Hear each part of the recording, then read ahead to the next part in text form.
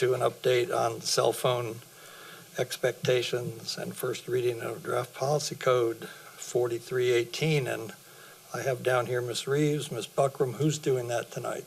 Ms. Reeves, looks like it's you. All right. Good evening, members of the board, members of the public, and my colleagues. So last year in August, we came before the board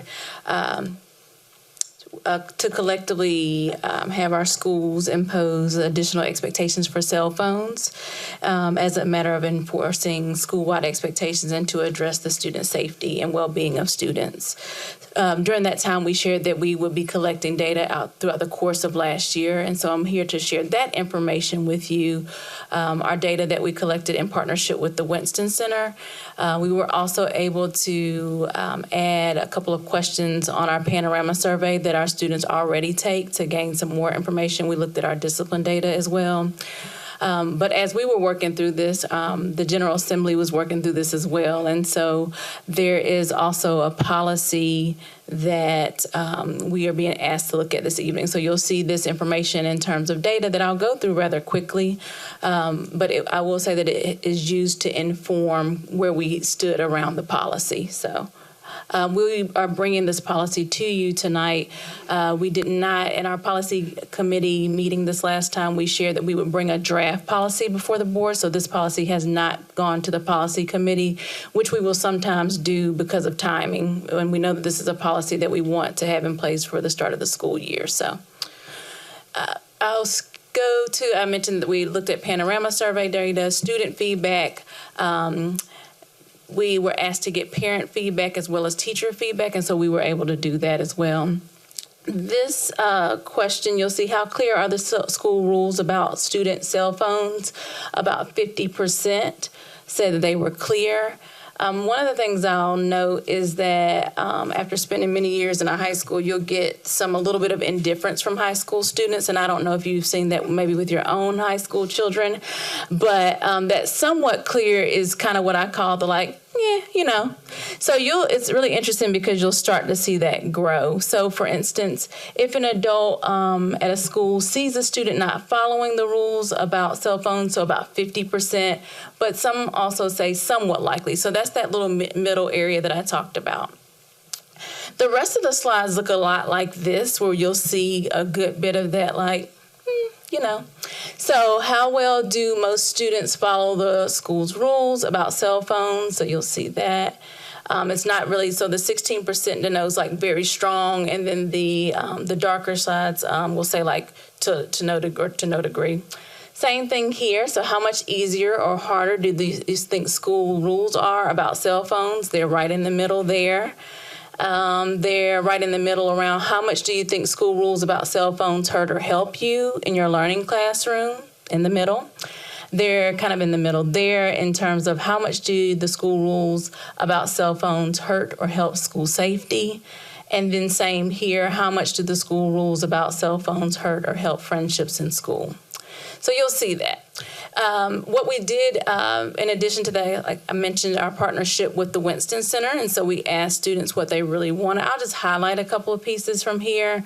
So they wanted emergency access to their phones, and this is elementary school students, and this is where we want to make sure that student voice is captured, and so the privacy and dignity. They also felt like what matters is they wanted to avoid public announcements and intrusive searches. So, for instance, if the phone needed to be taken, they did not want it to be a big ordeal or to be called out for that.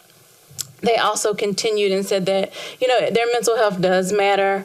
They still see phones as somewhat of a positive, and they also wanted to limit extreme punishment. So in terms of what our high schools students want, and so that's that balanced approach that we spoke about, consistent enforcement. They also wanted the respect and autonomy. One of the things that we noted here with our high school students is they felt like there was a level of autonomy that they wanted. Like they wanted some autonomy around their cell phones. In terms of some of our teachers, they also asked for age-appropriate policies. They wanted to make sure that there was a positive cultural climate there. You will see that for our middle school data, this was the first year that McDougall Middle School had this data or had cell phone policies, and so they were our highest in terms of minor referrals. You'll see that schools that have had this for 2 or 4 years have seen less and less consequences with this. Okay. The high school discipline data, all of our high schools were in first year of implementation of this, and so you, again, will see just a little bit more of the discipline referrals there. Phoenix High School, our alternative school, is also a school that has always had a strong cell phone policy where the students turn it in as they come in, so that's why we don't see anything there. So staff priorities, they wanted consistent enforcement. They wanted phones fully out of sight. They want strong parent communication, clear guidelines around smartwatches, and you'll see that our policy addresses that. They spoke a lot about earbuds, though, our teachers, about how we can address that. And they wanted to have the procedures to be simplified. You also will see with staff, they asked for, we did a quick stop with them. So parents and texting during the student during the class, consistent enforcement across all staff, the phones in plain sight, this leniency of the smartwatches, and just kind of getting clear there. So staff priorities in terms of continuing. They really wanted no warnings and immediate confiscation. They wanted the use of a phone jail, and they wanted administrative support. The other pieces that came up during the conversations with students is strict rules about prohibiting phones during instructional time was really clear, consistent consequences, and inclusion of those smartwatches and the earbuds. So then in hearing from our parents, there was strong support for the away for the day. So many of our middle school parents felt like the away from the day policies that we have in place for last year worked, and that overwhelmingly they saw positive results from that. Is exactly what our administrators echoed as well. The use of lockers or designated spaces for smartphones tended to work. Maintaining and increasing restrictions on phone access during instructional time. And again, they wanted this to include devices like their smartwatches as well. It's not here because we didn't necessarily have a policy in the elementary school level, but we did start to hear this year that there was some desire at the elementary school to address the smartwatches or something of the like. So then in terms of parents and stopping, I highlighted here phones being used to take photos and of test questions, and the use of AI for cheating. So parents were concerned about that. And then some questions about the relevance of lockers. And so, like, really, where would they put them if we go to schools that don't have lockers? So then the parents were asked next year keeping, again, this continuation of current policies that limit phone use during class. They did start to acknowledge that there was some flexibility that might be needed at the high school level. They acknowledged their appreciation to teachers and staff for taking on these efforts. And then the middle school parents especially wanted current policies to continue with strong enforcement. So the summary of our findings: to establish a school-wide uniform cell phone policy, which we will look at doing, adopt a physical phone storage system. And so is there something that's outside of putting in their locker? Could we look at, I will note that we would need to incur some cost on that, and so that's something we're continuing to look at. There will be some individual schools that are doing, I've already spoken with principals about this, so principals are considering purchasing some of these things on their own. So support teachers with enforcement authority and resources, and allow a limited scheduled phone access. So this was the summary of our findings with our work with the Winston Center. This work continued. The summaries continued. So launch parent education campaigns. There was a great deal about how can we educate both our students and families about, just responsible use. Provide staff training. We talked about, just in addition to providing staff training, there's a piece in the policy where staff can bring in cell phones for their lessons, but we want to be very clear about when, and that we talked about that would have to be that it would be part of a teacher's lesson plan. If they looked at it in advance and they felt like it was appropriate, that's how the administration could authorize that. Extend our policies to cover the smartwatches, the earbuds, and right now you'll find that it doesn't necessarily call out earbuds when we get into our policy, but part of that is that it is a so it's not, you can't use a earbud without a device. So we didn't necessarily feel the need to call that out. But we're going to encourage our principals to address that in their school rules. So explore the technological means to restrict. So there was a lot of wonderings. Can we just make this a dead zone, and so that phones do not work here.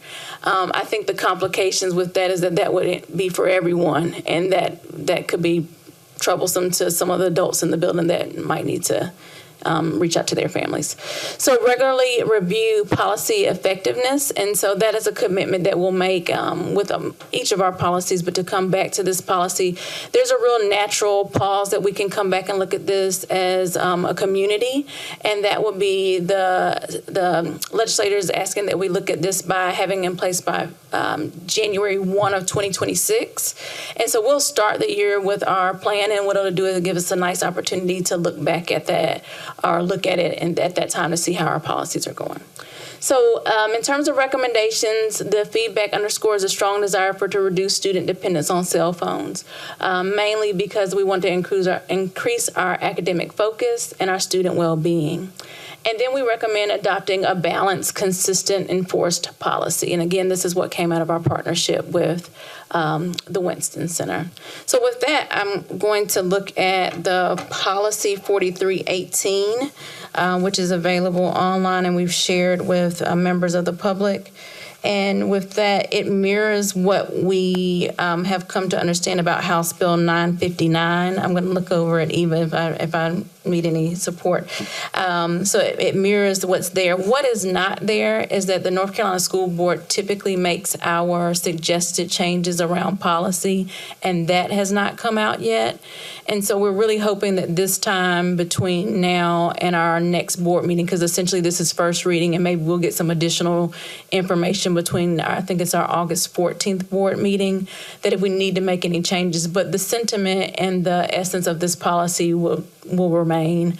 And so there's two key areas of question that I wanted to bring before the board tonight. One was the idea of smartwatches. And so right now in our policy, we have it outlined that K through 8 students will not be able to have smartwatches or bring them into the school. We do still have that our 9 through 12 students, and as it's outlined in policy, can have them, but they're not able to be used as smartwatches may be worn. It says middle and high school level only, and used as watches throughout the school day, but any features that permit sending and receiving messages must be disabled. And so it actually is a K through 5 piece, okay? And then the other piece that I wanted to call out to your attention is the instructional time at the high school level. We landed there just because of the balanced approach that our community asked us to take. And so right now it is very clear that it's during instructional time. And instructional time we defined as begins with the first tardy bell, ends at dismissal, but does not include the student's scheduled lunch period or scheduled transitions between class periods.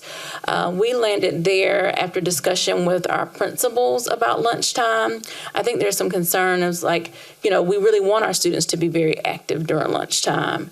And speaking with our school leaders, they mentioned that that's actually what is the case, is that they are very active during that time. There may be students that are taking that as an opportunity to check in or call, but not necessarily that's what they overwhelmingly see. They certainly see students being active during that time. We also are a school district that has an open lunch policy, so some of that we just can't call out completely in policy. The other thing that our school leaders brought up about the lunchtime is that, the student to staff ratio in terms of supervision is sometimes 1 to 100 at a high school, if not more. And so really just kind of supervising that may overtax staff during that time. So that was where we landed in terms of the lunchtime. So if I may remember, so what the legislature has mandated, and the mandate doesn't go into effect till the end of December, right? Mm-hmm. So, but there was interest in going ahead and getting something in place that would be consistent throughout the year rather than waiting.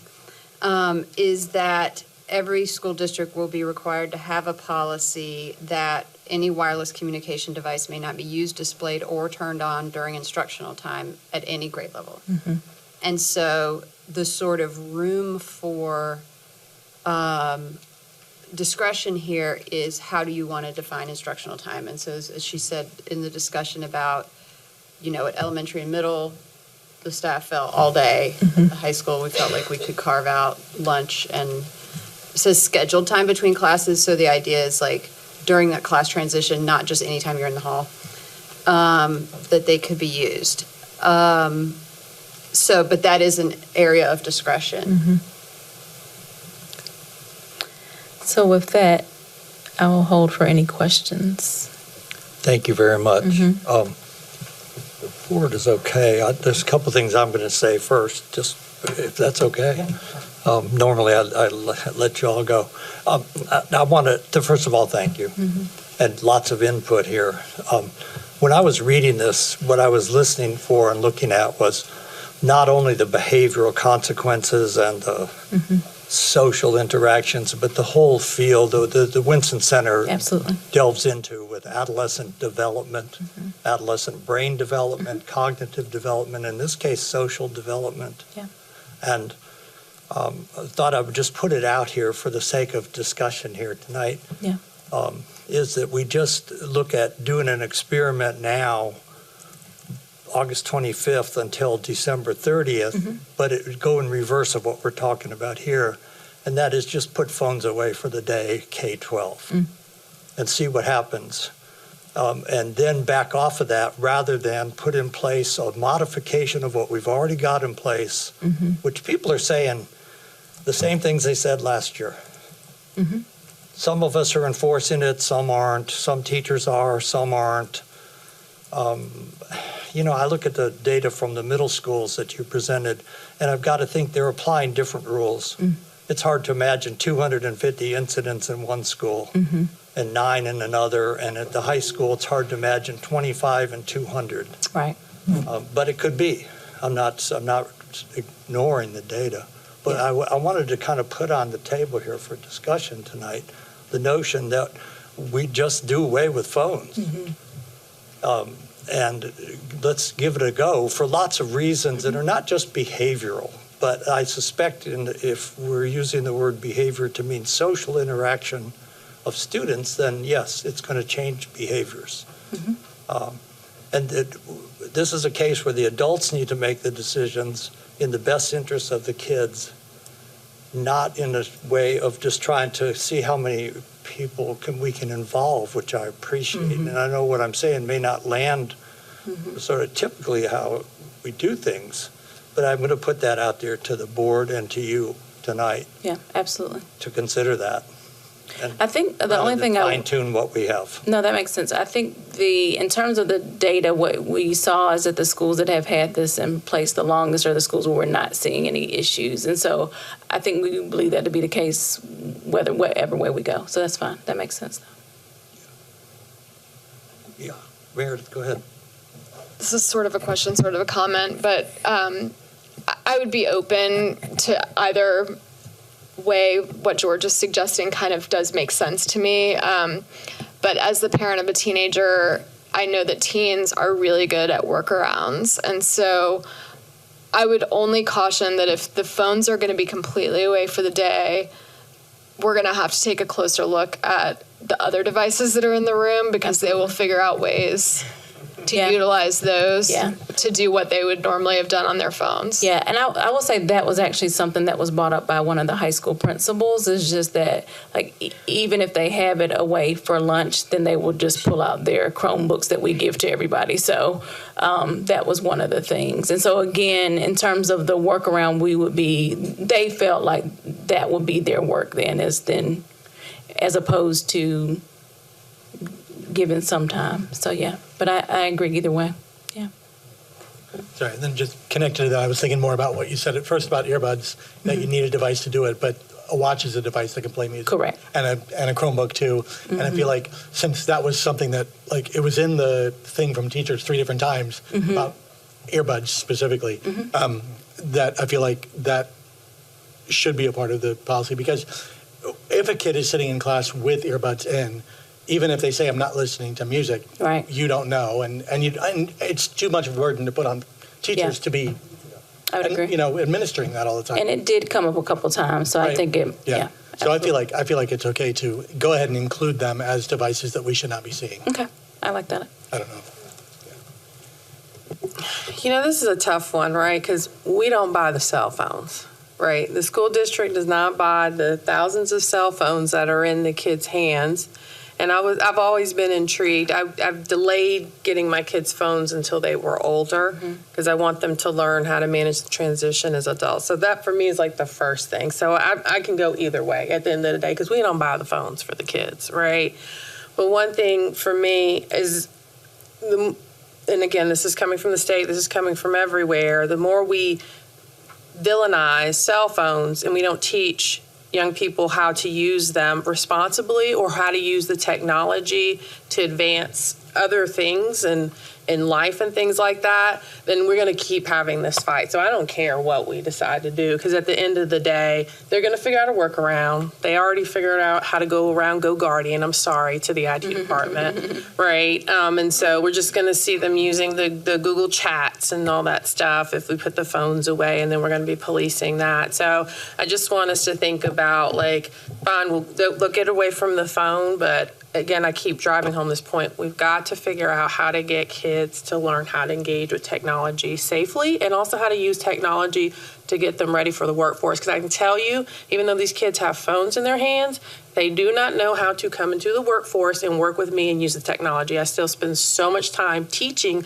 kids who came out of the womb with this technology, whereas I came out with a quarter going to the payphone or a 25-foot extension cord to use a phone. And I know how to do more things with technology than these kids who have come out and they have phones and all that stuff. So that's just the balance. Like, we're going to spend all our time trying to police this, but as a district, I want us to continue to think about how we engage people in CTE programs where they actually learn how to use technology. They learn how to build apps in middle school and high school and things like that, so that they can join the rest of us who use technology in the workforce. Or I'm not going to have to stay in here and teach these kids who grew up with it how to use it. So that's just my one comment. Yeah, and I think that there's a portion of House Bill 959 that does speak to the education that will now be necessary.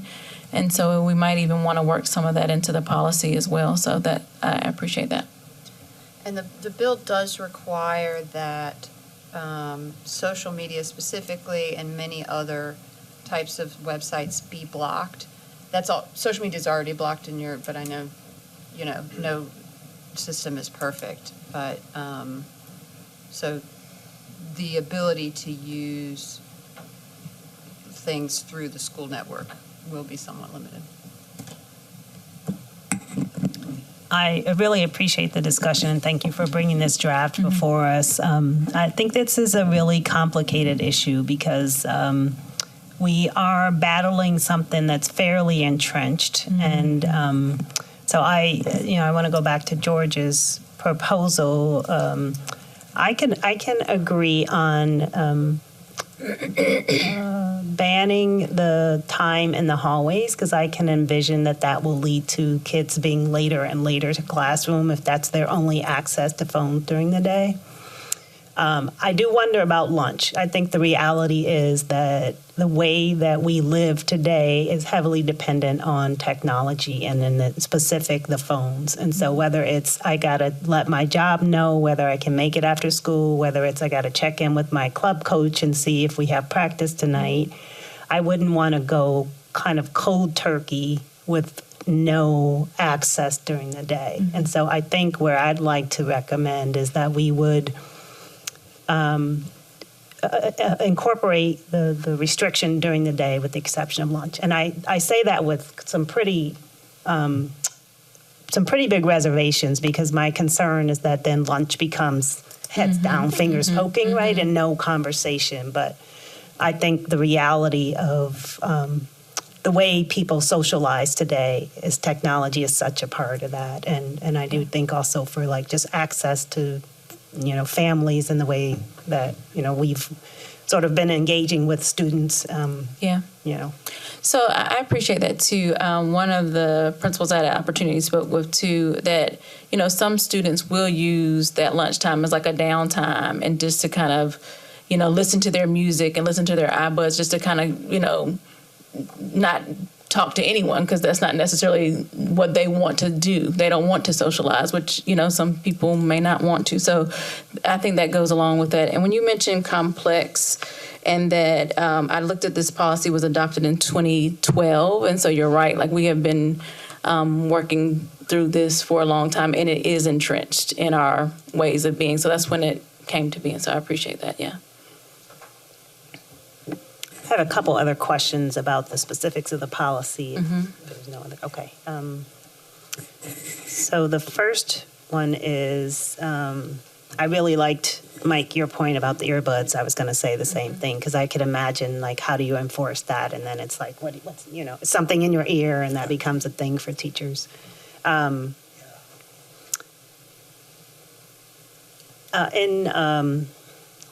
the policy, big A, under C, I think there's a repeat at the beginning. Okay, thank you. Yes, there's a type of. Okay, okay, The black letter B, and I'll turn it down. okay, thank you. And then, Sorry to jump in. no, I appreciate it, because I'm having trouble seeing today, y'all. I left my real glasses at home, so I'm struggling. And then, I think in C, so thank you, Mike, that was B. In C, it says smartwatches may be worn at the middle, and I think there should be or high school level only. Okay. And then in that same, I think it's in C, it says students should be able to hear directions from the driver or district staff. I would like to change that to say students must. I think it's really critical from a safety perspective that we make sure that they're aware that, you know, a driver may need to communicate something urgent, that people, you know, wear it off one ear or, you know, wear one earbud, but that's a safety issue. Yep. And I want to reinforce the importance of a campaign around communication early, often. You know, thank you. I appreciate that. That was spoken like a true policy committee member. That's what we do there. We workshop, so I appreciate it.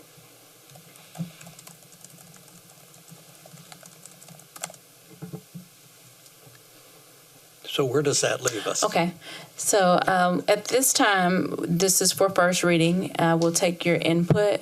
I do want to just call out too that normally when we change policies, we use red, and it denotes that the North Carolina School Board Association has weighed in. That is not the case with this policy. We did change our key to let you know that this is really just our staff and board attorney policy changes. So if we receive changes from the North Carolina School Board, we'll select a different color and make those changes, and then we'll incorporate your feedback from today. And then we will bring this at our August 15th meeting for our second reading, which would allow it time to go into effect before school starts. And we can start with our campaign. So the meeting is the 14th. But 14th, yes, sorry. Dr. Trice, did you want to say something before I do? 'Cause Just I a point think- of clarity. Yes. So, did you recommend that we just do a trial as opposed to adopting a policy until the first? Or did you want us to adopt a policy as a board and administration starting the beginning of the school year, and perhaps with in mind to revise that based on data Right. that we have on Well, January? my original thinking was that we have to have a policy by January 1st. Right. And so that I was using the term, let's try something, but let's not wait till January 1st to put something in place. And let's not just fine tune what we had. So that my proposal was just, let's go the other side here and just start the year without the phones. And then, you know, I'm certainly not wedded to lunch or not lunch at this point if people are willing to give something. So it would be policy or it would be practice, however is best for us to do it. We can agree it's an interim, and we're going to revisit it in December, or we can leave it as policy and revisit it anyway whenever we want to. I mean, we always have that prerogative. Do you have a thought about that?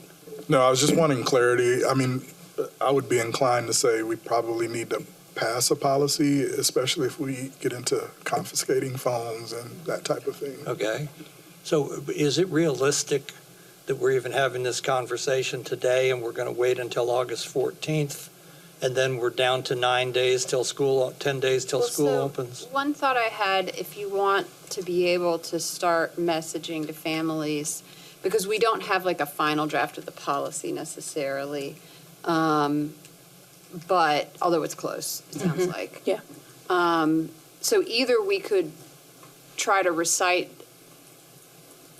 the changes we've heard and someone make a motion to adopt it right away, or you could have a motion to, to start the year with a policy of phones away for the day, K through 12, except for the high school lunch period, if that's what you want, and go ahead and pass that motion, and then we'll bring back the written policy, but then at least that public statement can be made that our policy is going to be away for the day except for lunch at high school, starting at the beginning of the year.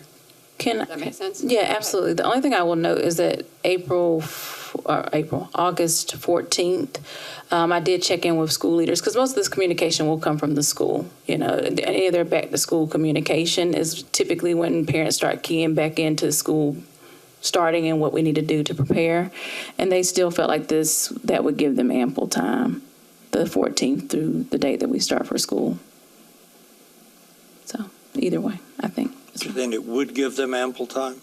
Yes. It would? It would, correct. Okay.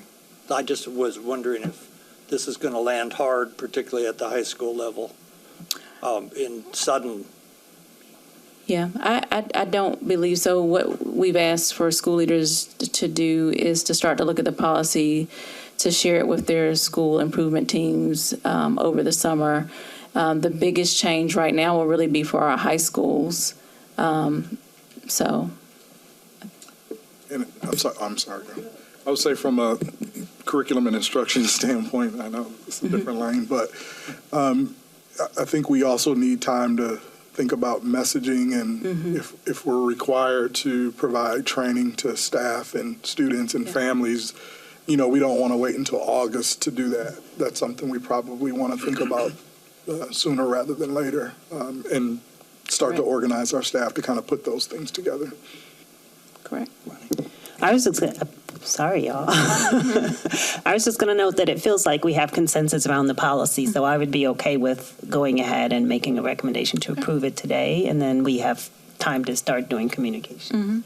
That feels And comfortable. so would the proposal be to, and this is for whoever wants to make a motion, but what I heard was with the correction of typographical errors and with the earbuds. removal of class transitions from the B on page 2.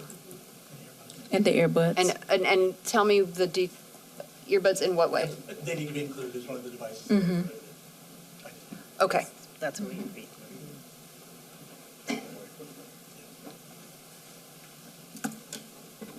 So I motion that we approve the policy as presented with correcting the errors as discussed and removing the class transition and earbuds as allowable devices and times.